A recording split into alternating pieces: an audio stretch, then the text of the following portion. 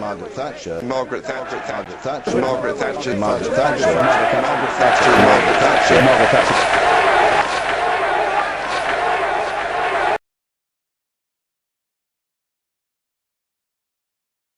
We Conservatives changed Britain for the better, and we helped to change the world, bringing liberty to millions who'd never have known it.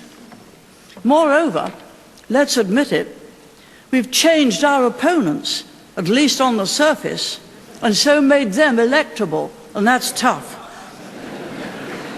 But we didn't, and we couldn't, make them believers in liberty or champions of enterprise. New Labour's main appeal, when you get down to it, is quite simply that it's not old Labour. And that's true as far as it goes. I had some respect for the old Labour Party, which stood for certain principles, wrong as they were. But today's Labour Party has no discernible principles at all.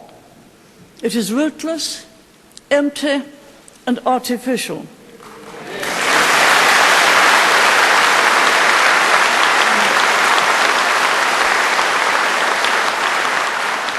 And when anything real or human surfaces despite the spin, it's the bitter, brawling bully that we hoped we'd seen the last of 20 years ago. Labour's election slogan, "Ambitions for Britain," is of course half right. They are ambitious, but not, I'm afraid, for Britain. They are certainly ambitious to extend the power of the state. That's why year after year they have piled on taxes by stealth. The British people are paying £1 billion a week of extra tax for the privilege of keeping Messrs. Blair and Brown in Downing Street. What an incentive to evict them.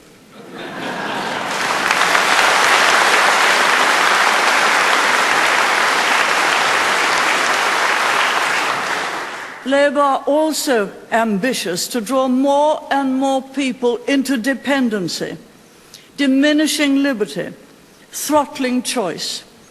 That's why the Chancellor took away mortgage tax relief. I insisted on having relief for mortgages because we want every person, every householder to become an owner. They've taken away the relief. They've taken away the relief on tax for marriage. They've taken away the relief for private health insurance. That's why he took £5 billion a year from those who put money into private pension schemes. We, in fact, had private pension schemes very well able to get tax relief. And that's why he plans to make more and more elderly people subject to the means test. He just can't stand people being independent.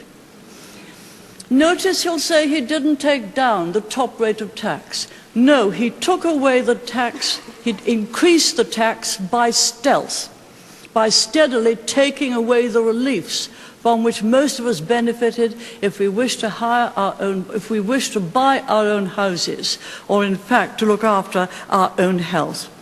Above all, our new Labour masters have to strut the international stage. They love to strut the international stage. It's a great deal pleasanter than facing the wrath of outraged farmers, desperate hospital patients, or demoralized policemen.